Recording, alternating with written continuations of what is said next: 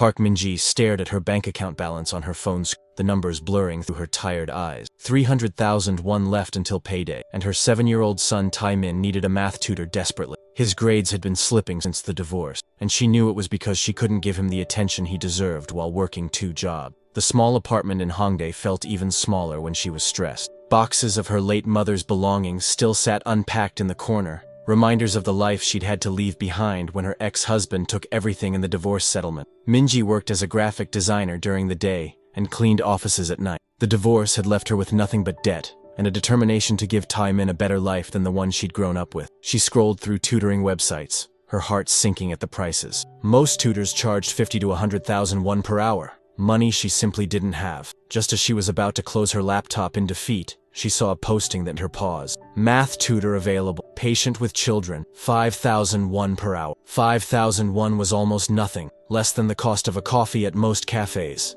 Either this person was desperate for work or there was something wrong with, but Min-ji was desperate too. She clicked on the profile. The photo showed a young man with kind eyes and a gentle smile. His name was listed as Jin-woo, a university student majoring in business. His reviews were limited but positive, with parents praising his patience and ability to connect with children. Min-ji hesitated for only a moment before typing her message. She explained Tae-min's situation, their financial constraints, and asked if he would be willing to meet for a trial session. The response came within an hour. "I'd be happy to help. When would be convenient?" Something about his polite, formal tone made her smile for the first time in weeks. Maybe this would work out after all. Chapter 2. The $5 Teacher. Lee Jin-woo sat in his penthouse office, looking out at the Seoul skyline as his assistant briefed him on the day's schedule. Board meetings, investor calls, contract negotiations, the same routine that had consumed his life for the past 3 years since he'd taken over his father's company. At 28, he was the youngest CEO of a major corporation in Korea, worth more money than he could spend in several lifetimes. But success had come with a price he hadn't anticipated: complete isolation from genuine human connection. Every relationship in his life was transactional. People wanted his money, his influence, his connections. Even his own family saw him more as a business asset than a son or brother. That's why he'd created his alternate identity. Jin-woo, the struggling university student, was his escape from Lee Jin-woo, the CEO. He'd been tutoring children for 6 months now, using a fake ID and backstory he'd carefully constructed. The work paid almost nothing, but it gave him something priceless: the chance to be valued for who he was, not what he owed. When Min-ji's message appeared on the tutoring website, something about her honest desperation touched him. She wasn't trying to impress anyone or negotiate for status. She was simply a mother trying to help her child. He agreed to meet them at a small cafe near their apartment. When he arrived, dressed in his carefully chosen, poor student outfit, worn jeans, a simple sweater, and sneakers he'd bought specifically for this persona, he spotted them immediately. Min-ji was younger than he'd expected, maybe 26 or 27, with tired eyes but a determined set to her shoulders. The little boy beside her was fidgeting with a math workbook, clearly frustrated. "Are you Jin-woo?" she asked, standing up with a nervous smile. "Yes, and you must be Min-ji. This is Tae-min?" The boy looked up at him with curious eyes. "Are you really going to help me with math? Mom says I'm not very good at it." Jin-woo knelt down to the boy's level. "I think you're probably better at it than you realize. Sometimes we just need to find the right way to understand it." Min-ji's expression softened as she watched the interaction, and Jin-woo felt something shift in his chest, a warmth he hadn't experienced in years. Chapter 3. Building Trust. The first tutoring session took place in Min-ji's small apartment, and Jin-woo was struck by how different this world was from his own. The furniture was mismatched but clean, the walls decorated with Tae-min's artwork and family photos. It felt like a real home in a way his penthouse never had. Min-ji apologized for the modest surrounding, but Jin-woo found himself genuinely comfortable for the first time in months. She served him instant coffee in a chipped mug, and insisted he eat some of the homemade cookies she'd baked for Tae-min. "I'm sorry we can't pay more," she said quietly, while Tae-min worked on a practice problem. "I know 5,001 isn't much, but it's perfect," Jin-woo interrupted, and he meant it. "I'm just glad I can help." Tae-min was struggling with basic multiplication, but Jin-woo quickly realized the boy was actually quite bright. He just needed concepts explained in a way that made sense to him. "Think of multiplication like groups of things," Jin-woo explained, using Tae-min's toy cars as visual aid. "If you have 3 groups of 4 cars each, how many cars do you have total?" The boy's face lit up as understanding dawned. 12. "Exactly. That's 3 times 4. Min-ji watched from the kitchen, and Jin-woo could feel her relief and gratitude. When the session ended, Tae-min was actually excited about his homework for the first time in weeks. "Same time next week?" Jin-woo asked. already knowing he'd be counting the days. "If you're sure you don't mind," Minji said. "Taemin really likes you." As Jin-woo rode the subway back to his neighborhood, he'd started actually taking public transportation to maintain his cover. He reflected on how natural the evening had felt. No one had asked him about his business venture or tried to network. Minji had simply been grateful for his help, and Taemin had seen him as a friend. For the first time in years, he felt like he was exactly where he belonged. Over the following weeks, the tutoring sessions became the highlight of Jin-woo's schedule. He found excuses to extend them, helping Taemin with other subjects and even staying for dinner when Minji insisted. He learned about their struggles, how Minji's ex-husband had left them with nothing, how she worked 2 jobs to make ends meet, how she worried constantly about giving Taemin a good life, and slowly, without realizing, he began to fall in love with both of them. Chapter 4. Growing Closer. 3 months into their arrangement, Jin-woo had become part of the family's routine. He arrived every Tuesday and Thursday evening, helped Taemin with homework, and often stayed for simple dinners of rice, soup, and whatever vegetables Minji could. These meals were more satisfying than any of the expensive restaurant dinners he attended for business. The conversation was real, the laughter genuine, and the warmth in Minji's eyes when she looked at him made his heart race in ways he'd forgotten were possible. Taemin's grades had improved dramatically, but more importantly, his confidence had grown. He no longer dreaded math class and had even started helping other students with problems he'd once found impossible. "Jin-woo Hyung is the best teacher ever," Taemin announced one evening, using the respectful term for older brother that made Jin-woo's chest tighten with unexpected emotion. "He really is," Minji agreed, meeting Jin-woo's eyes across the small table. "I don't know how we got so lucky." Jin-woo had to look away, guilt gnawing at him. If she knew who he really was, would she still feel lucky? Or would she feel deceived, used, manipulated? He'd started bringing small gifts. Nothing expensive enough to raise suspicion, but thoughtful items that showed he was paying attention. A book of math puzzles for Taemin. A packet of expensive coffee for Minji that he claimed he'd gotten as a free sample. "You don't need to bring us things," Minji protested. But her smile told him she was touched by the gestures. "I want to," he said simply, and it was true. For the first time in his life, he wanted to give without expecting anything in return. One evening, as they worked on homework together, Taemin looked up at Jin-woo with serious eyes. "Jin-woo Hyung, do you think my dad will ever come back?" The question caught both adults off guard. Minji's face tightened with old pain, and Jin-woo felt a surge of protective anger toward a man he'd never met. "I don't know," Jin-woo answered honestly. "But I know that you and your mom are doing great without him. You're both really strong. I wish you could be my dad instead," Taemin said innocently, and the room fell silent. Minji's cheeks flushed red. "Taemin, that's not... Jin-woo is our teacher, not..." "It's okay," Jin-woo said softly, his heart breaking a little. "I'm honored that you'd even think that, Taemin." Later, as he prepared to leave, Minji walked him to the door. "I'm sorry about what he said," she whispered. "He's gotten attached to you. So have I," Jin-woo admitted, the words slipping out before he could stop them. They stood in the doorway for a moment, the air between them charged with unspoken possibility. Then Minji stepped back, reality reasserting itself. "See you Thursday," she said, her voice carefully neutral. As Jin-woo walked away, he knew he was in too deep to turn back now. Chapter 5. The masquerade deepens. Jin-woo's double life became increasingly elaborate as his feelings for Minji and Taemin deepened. He'd created an entire backstory about his struggling student life, complete with fictional roommates and part-time jobs. When Minji worried about his finances, he invented stories about eating ramen for every meal and walking everywhere to save money. She started packing extra food for him to take home, and he accepted it gratefully, his heart aching at her kindness. "You're too thin," she fretted one evening, adding more rice to his bowl. "Are you eating enough?" "I'm fine," he assured her, touched by her concern. "This is the best meal I've had all week." It wasn't entirely a lie. Despite having access to the finest restaurants in Seoul, these simple dinners with Minji and Taemin were the most nourishing he'd ever experienced. The deception was becoming harder to maintain. When his phone rang during tutoring sessions, he had to pretend it was a classmate or part-time job supervisor, stepping outside to take urgent business calls. When Minji mentioned wanting to visit his university, he made excuses about his busy schedule. One evening, Taemin asked to see pictures of Jin-woo's family. "I don't have many photos," Jin-woo said carefully. "My family isn't very close." This at least was true. His relationship with his parents was formal and distant, more like business partners than family. "That's sad," Taemin said with the innocent wisdom of childhood. "Families should love each other." Minji reached over and ruffled her son's hair. "Not all families are the same, sweetheart. But that doesn't mean the people in them don't matter." Her words hit Jin-woo harder than she could have known. His family had money, status, and power, but they'd never had what he saw in this small apartment: unconditional love and acceptance.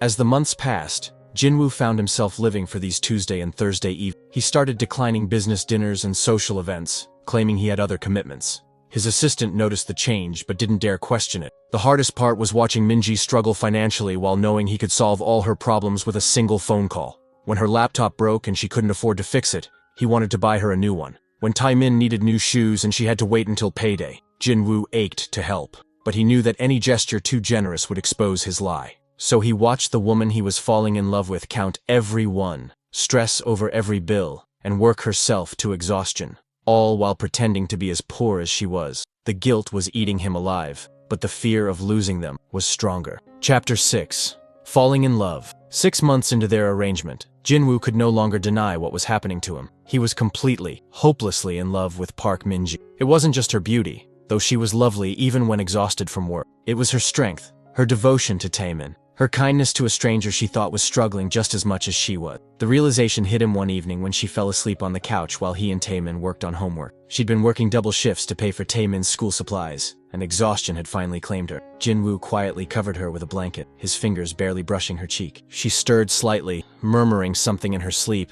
and his heart clenched with the intensity of his feelings. "Is Mom okay?" Taemin whispered. "She's just tired," Jin-woo said softly. "She works very hard to take care of you. I wish I could help her more." "You help her by being a good son and doing well in school," Jin-woo assured him. "That's the best gift you can give her." When Minji woke up an hour later, she was embarrassed to find herself covered by the blanket. "I'm so sorry," she said, sitting up quickly. "I didn't mean to fall asleep during Taemin's lesson."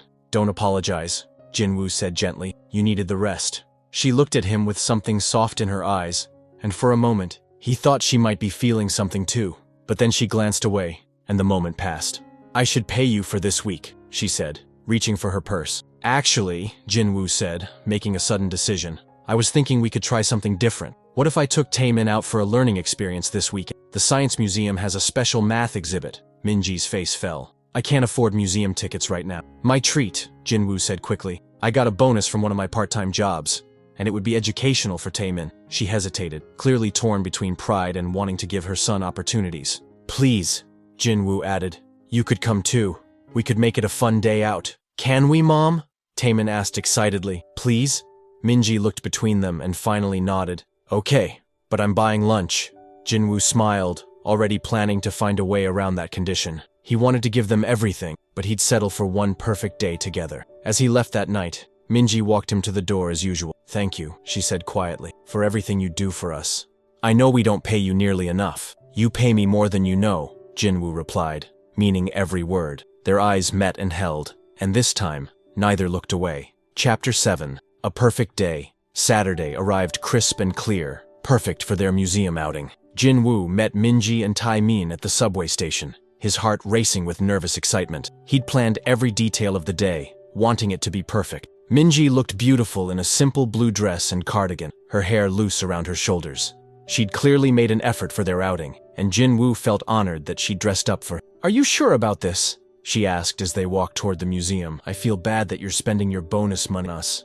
"I can't think of a better way to spend it," Jin-woo said honestly. The Science Museum was crowded with families, and Jin-woo watched Minji's face light up as she saw Taemin's excitement. The boy ran from exhibit to exhibit, asking endless questions and marveling at the interactive displays. "He's never been to a place like this before," Minji confided to Jin-woo as they watched Taemin experiment with a physics demonstration. "I always wanted to bring him, but now you have," Jin-woo said gently. "That's what matters." They spent hours exploring the museum together, and Jin-woo found himself treasuring every moment. When Taemin got tired, Jin-woo carried him on his shoulders. When Minji worried about the cost of souvenirs, Jin-woo distracted her while secretly buying Taemin a small robot toy. For lunch, despite Minji's protests, Jin-woo insisted on treating them to a nice restaurant near the museum. He watched her savor each bite of food that was clearly better than what she usually allowed herself. "This is too much," she said, but she was smiling. "Nothing is too much for people I care about," Jin-woo replied, the words carrying more weight than she could know. As they walked through a nearby park after lunch, Taemin ran ahead to play on the playground. Minji and Jin-woo sat on a bench, watching him with shared contentment. "He's been so much happier since you started tutoring him," Minji said. "Not just his grades, but his whole attitude. He talks about you constantly. He's a special kid. You've done an amazing job raising him. Sometimes I wonder if I'm enough," she admitted quietly. "If he needs more than I can give him." Jin-woo turned to face her fully. "Minji, you're everything he needs." You're an incredible mother. She looked at him with tears in her eyes. How do you always know exactly what to say? Because I see how much you love him, and how much he loves you. They sat in comfortable silence, watching Taemin play. Jin-woo wanted to reach for her hand, to tell her how he felt, to promise her that she'd never have to struggle alone again. But he couldn't, not while living a lie. As the day ended and they prepared to part ways, Taemin hugged Jin-woo tightly. This was the best day ever, the boy declared. Can we do it again sometime? I'd love that, Jin-woo said, meaning it completely. Minji smiled at him over Taemin's head, and Jin-woo knew that this day had changed something between them. The question was whether his deception would destroy it before it had a chance to grow. Chapter 8. The Dangerous Truth. 2 weeks after their museum outing, Jin-woo's carefully constructed world began to crack. It started with a phone call during a tutoring session that he couldn't ignore. An emergency board meeting about a potential merger that could affect thousands of jobs. I'm sorry, he told Min, stepping outside to take the call. It's about a job interview. I'll just be a minute. But the call stretched on for 20 minutes as Jin-woo tried to handle a crisis from Minji's hallway. When he returned, she was helping Taemin with his homework, but he could see curiosity in her eyes. Everything okay? She asked. Yes, just, scheduling conflicts, he said weakly. The lies were becoming harder to maintain, especially as his feelings for Minji grew stronger. He found himself wanting to tell her everything, who he really was, what he could offer her and Taemin, how much he loved them both. But fear held him back. Fear that she would feel betrayed, used, manipulated. Fear that she would never trust him again. The crisis came the following week when Jin-woo's photo appeared on the front page of a major business newspaper, announcing his company's latest acquisition. He'd been so focused on his double life that he'd forgotten about the press conference. That evening, as he sat with Taemin reviewing multiplication tables, his phone buzzed with a text from his assistant. Your photo is everywhere. Hope your evening commitments aren't compromised. Jin-woo's blood ran cold. If Minji saw that newspaper, if she recognized him, Jin-woo Hyung, you look worried. Taemin, are you okay? I'm fine, Jin-woo said, forcing a smile. Just thinking about a test I have coming up. But he wasn't fine. He was living on borrowed time, and he knew it. The next morning, Jin-woo's worst fears were realized when his assistant called with urgent news. Sir, there's been a development. Someone has been asking questions about your evening activities. They've traced your alternate identity to a tutoring website. Jin-woo's heart stopped. Who's asking questions? We're not sure yet, but it appears to be a journalist. They're investigating your personal life for a feature story. Jin-woo closed his eyes, knowing that his time was up. If a journalist was digging into his life, it was only a matter of time before Minji discovered the truth. He had two choices: disappear from their lives immediately, or tell Minji everything and hope she could forgive him. The thought of never seeing her or Taemin again was unbearable, but the thought of seeing betrayal and hurt in Minji's eyes might be worse. That evening, as he prepared for what might be his last tutoring session, Jin-woo made his decision. He would tell her everything, and accept whatever consequences followed. He owed her that much honesty, even if it cost him everything he'd come to treasure. Chapter 9. The Revelation. Jin-woo arrived at Minji's apartment that evening with his heart pounding and his hands shaking. He'd rehearsed what he would say a dozen times, but every version sounded inadequate. Taemin greeted him with his usual enthusiasm, chattering about his day at school and showing off a perfect score on his latest math test. The boy's joy and trust made Jin-woo's guilt even heavier. You're quiet tonight, Minji observed as they settled down for the tutoring session. Everything all right? Actually, Jin-woo said, his voice hoarse. I need to talk to you about something important. After Taemin finishes his homework, something in his tone made her look at him sharply, but she nodded. The next hour felt like the longest of Jin-woo's life. He helped Taemin with his math problems mechanically, his mind racing with how to explain 8 months of deception to the woman he loved. Finally, Taemin finished his work and went to his room to play. Minji made tea and sat across from Jin-woo at the small kitchen table, her expression expectant but concerned. What did you want to talk about? She asked gently. Jin-woo took a deep breath. Minji, I haven't been honest with you. About who I am. Her brow furrowed. What do you mean? I'm not a struggling university student. I'm not poor. I don't live in a tiny apartment with roommates. The words tumbled out in a rush. My name is Lee Jin-woo, and I'm the CEO of Lee Industries. Minji stared at him blankly, as if the words weren't computing. I don't understand. Jin-woo pulled out his phone and showed her the business newspaper article with his photo. This is me. This is who I really am. Minji took the phone with trembling hands, staring at the image of Jin-woo in an expensive suit, surrounded by executives and reporters. The headline read, Young CEO Lee Jin-woo announces major expansion. This is impossible, she whispered. You're a billionaire? Yes. And you've been lying to me for 8 months? The hurt in her voice was like a knife to his heart. Yes. Minji stood up abruptly, the chair scraping against the floor. Get out. Minji, please, let me explain. Get out, she said louder, her voice breaking. Get out of my house right now! Mom! Taemin's voice came from his bedroom, confused and worried. Everything's fine, sweetheart, Minji called back, her voice shaking. Jin-woo Hyung has to leave now. Jin-woo stood slowly, his heart breaking. Minji, I know you're angry, but please. Angry? She laughed bitterly. I'm not angry, Jin-woo. I'm devastated. I trusted you. Taemin trusted you. We let you into our lives, into our family, and you've been lying to us this entire time. I never lied about caring for you, Jin-woo said desperately. Everything I felt, everything between us, that was real. How can I believe anything you say now? Tears were streaming down her face.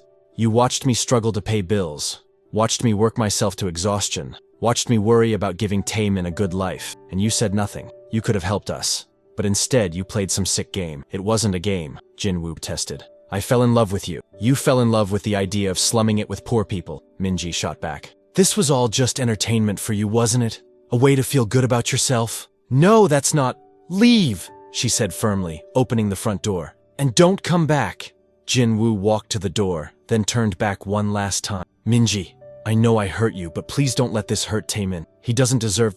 Don't you dare tell me how to protect my son, Minji said coldly. You lost that right when you decided to lie to us.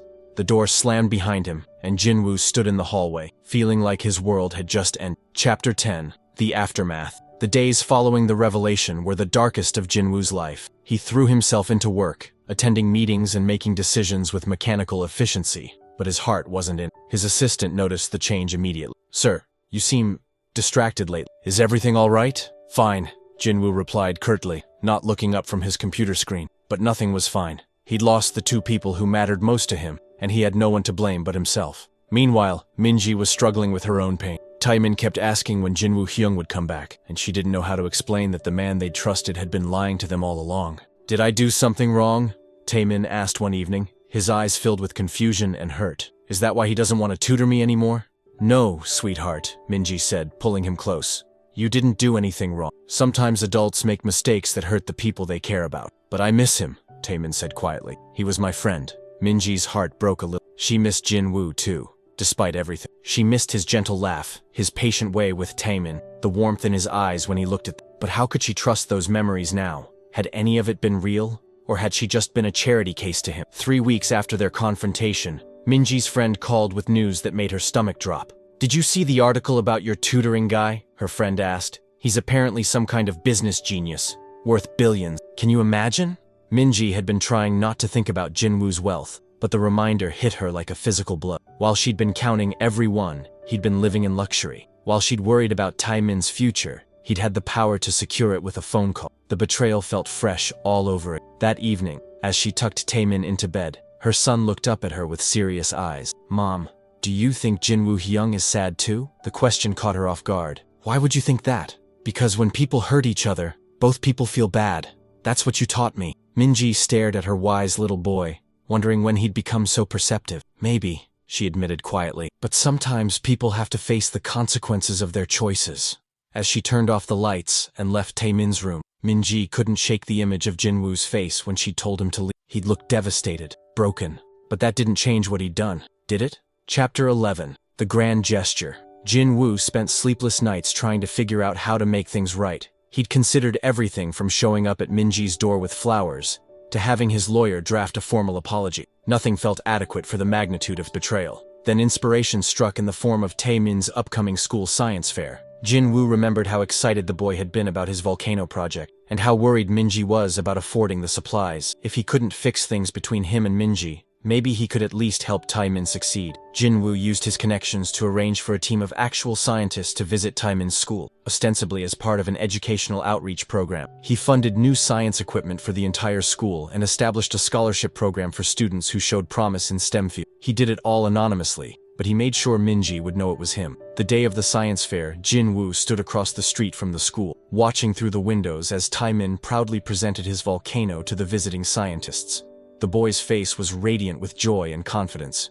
Minji stood nearby, beaming with pride at her son's success. She looked beautiful in a simple dress, her hair pulled back, her whole attention focused on Taemin. Jin-woo's heart ached with longing. He wanted to be in there with, celebrating Taemin's achievement, sharing in Minji's pride. But he'd forfeited that right with his deception. As he turned to leave, he saw Minji step outside. She looked directly at him across the street, and their eyes met for the first time in a month. She crossed the street slowly, her expression unreadable. "The scientists, the new equipment, the scholarship program," she said when she reached him. "That was you." "Taemin deserved to have his moment," Jin-woo said quietly. "I didn't want my mistakes to affect his opportunities." "Why?" she asked. "Why do all of this? Why care about a boy you were just pretending to tutor?" "Because I love him," Jin-woo said simply. "And I love you." "That was never pretend, Minji. My feelings for both of you were the only real thing in my—" Tears filled her eyes. "How can I believe you? How can I trust anything you say?" "You can't, Jin-woo. I broke that trust, and I don't know if it can be repaired. But I need you to know that every moment I spent with you and Taemin was precious to me. You gave me something I'd never had before, a family." "We were never your family," Minji said, but her voice lacked conviction. "You were everything to me," Jin-woo replied. "You still are." They stood in silence for a moment, the weight of everything unsaid hanging between them. "I should go back inside," Minji said finally. "Taemin will be looking for me." "Tell him congratulations on his project," Jin-woo said. "And tell him that Jin-woo Hyung is proud of him." As she walked away, Jin-woo allowed himself one last look at the life he'd lost, then turned and disappeared into the crowd. Chapter 12. Second Chances. 6 months passed before Minji saw Jin-woo again. She'd thought about him often, too often, despite her best efforts to move on.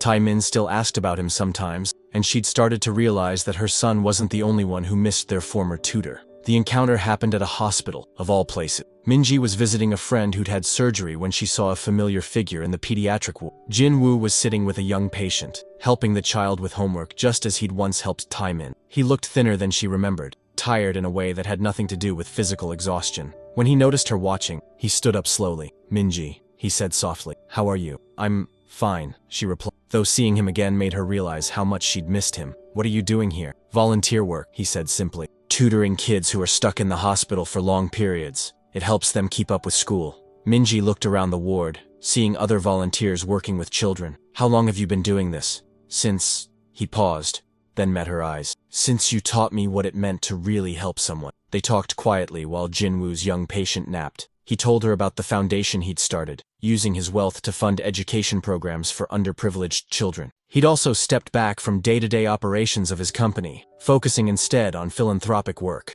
"I realized that the person I was when I was with you and Taemin, that's who I want to be," he said. "Not the CEO, not the heir to a fortune, just Jin-woo." "And the tutoring website?" Minji asked. "I still use it, under my real name now, and I don't charge anything. I've learned that the most valuable things in life can't be bought." As they prepared to part ways, Minji made a decision that surprised them both. "Taemin has been struggling with fractions," she said quietly. "His new tutor is fine, but he's not you." Jin-woo's eyes filled with hope. "Are you asking?" "I'm asking if you'd like to have dinner with us this Sunday. As yourself this time. No lies, no pretending." "I would love that," Jin-woo said, his voice thick with emotion. "But Jin-woo," Minji added, her voice firm. "If you hurt him again, if you hurt us again, there won't be another chance." "I understand," he said solemnly. "I won't waste this opportunity." Sunday arrived with spring sunshine and nervous anticipation. When Jin-woo knocked on the apartment door, he was dressed simply but as himself. No more pretending to be poor, but no flashy displays of wealth. Taemin's face lit up when he saw him. "Jin-woo Hyung, Mom said you might come back." "I missed you too, buddy," Jin-woo said, kneeling down to hug the boy.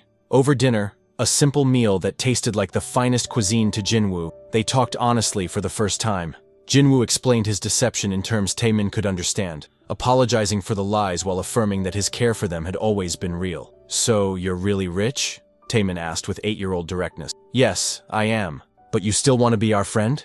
"More than anything," Jin-woo said, glancing at Minji. As the evening wound down and Taemin went to bed, Minji and Jin-woo found themselves alone on the small balcony, looking out at the city lights. "I'm still hurt," Minji said quietly. "It's going to take time to trust you again." "I know," Jin-woo replied. "I'll wait as long as it takes. And I need to know that you're not going to try to fix all our problems with money. We may not have much, but we have our dignity." "I understand. Though I hope someday you'll let me share my life with you. All of it." Minji looked at him, seeing not the billionaire CEO but the gentle man who'd patiently taught her son multiplication tape and made them both feel valued. "Maybe someday," she said softly. "But for now, Let's just see if we be friends again. Jin-woo smiled, and for the first time in months, it reached his eyes. Friends sounds perfect. As they stood together in the quiet evening, both of them knew that this was just the beginning. Trust would have to be rebuilt, and love would have to be earned rather than assumed. But for the first time since that terrible night when the truth came out, they both had hope. Sometimes the most valuable things in life couldn't be bought, but they could be earned, one honest moment at a time. Thank you for listening to this story of love, deception, and redemption. Please write in the comments which country you're listening from, and don't forget to subscribe to the channel for more heartwarming K-drama-inspired stories of second chances and true love.